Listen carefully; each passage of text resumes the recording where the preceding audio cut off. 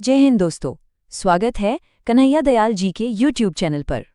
आज हम लोग भारतीय संविधान का भाग 1 यानी कि आर्टिकल 1 से लेकर 4 तक एकदम बढ़िया से समझने वाले हैं।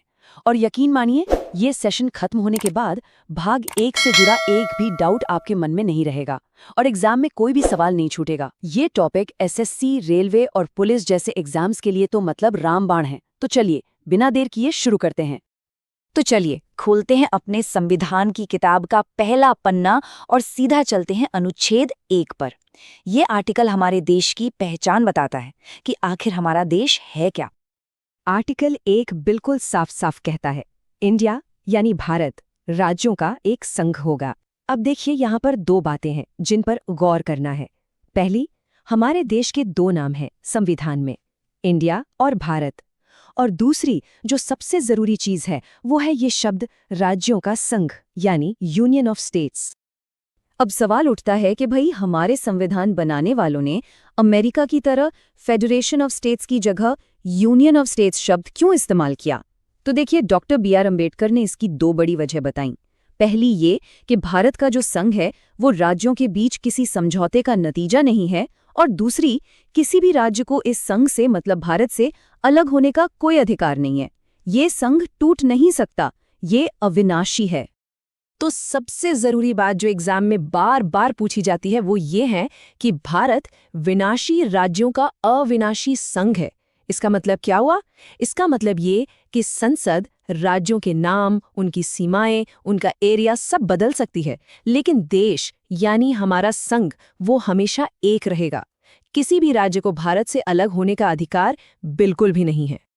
ठीक है, तो देश तो अविनाशी है, लेकिन इसके अंदर जो राज्य हैं, चलिए अब देखते हैं कि आर्टिकल 2 और 3 हमारी संसद को भारत का नक्शा बदलने की ताकत कैसे देते हैं। इसमें अक्सर लोगों को कंफ्यूजन होता है, पर टेंशन मत लीजिए, मेरे पास इसके लिए एक जबरदस्त ट्रिक है। ये रही वो ट्रिक जो हमेशा काम आएगी। एकदम सिंपल है। अनुच्छेद 2 का लेना देना है बाहर की चीजों से, मतलब ऐसे इलाके जो अभी भारत का हिस्सा नहीं है उनको देश में शामिल करना। और अनुच्छेद 3 का लेना देना है अंदर की चीजों से, यानी जो राज्य पहले से ही देश के भीतर हैं उनमें फेरबदल करना। 2 मतलब बाहर, 3 मतलब अंदर, बस। तो अनुच्छेद 2 जो है वो संसद को दो तरह की पावर देता है। पहली, किसी नए इलाके को भारत में शामिल करके उसे राज्य का दर्जा देना, और दूसरी, किसी ऐसे नए राज्य को बनाना जो पहले भारत का हिस्सा नहीं था। और इसका सबसे बेस्ट एकदम क्लासिक एग्जाम्पल है सिक्किम। ये आर्टिकल 2 को समझने के लिए परफेक्ट है। सिक्किम पहले एक अलग देश हुआ करता था, फिर 36वें संविधान संशोधन 1975 के जरिए अनुच्छेद 2 का इस्तेमाल करके इसे भारत का एक पूरा राज्य बना लिया गया।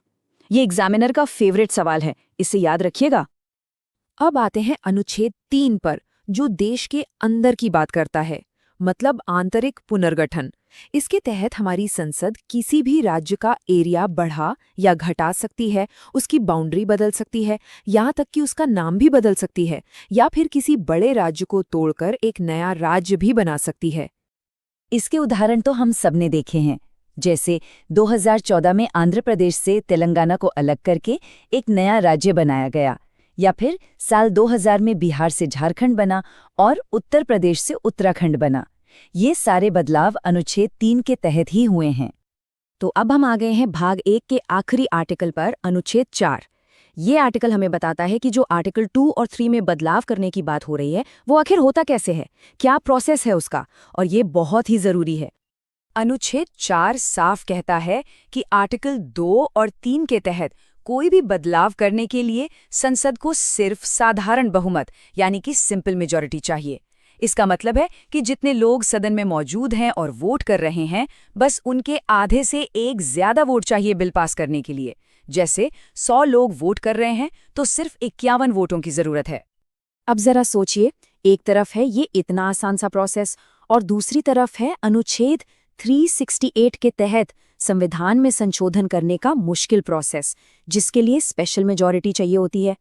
हमारे संविधान बनाने वालों ने जानबूझकर देश को एक रखने के लिए राज्यों में बदलाव का प्रोसेस इतना आसान रखा। तो यहाँ से सबसे बड़ी बात क्या निकल कर आती है, वो ये कि अनुच्छेद 2 और 3 के तहत बनाए गए किसी भी कानून को अनुच्छेद 368 के तहत संविधान का संशोधन नहीं माना जाएगा। ये एक नॉर्मल कानूनी प्रक्रिया से हो जाता है। इस पॉइंट को तो एकदम दिमाग में छाप लीजिए।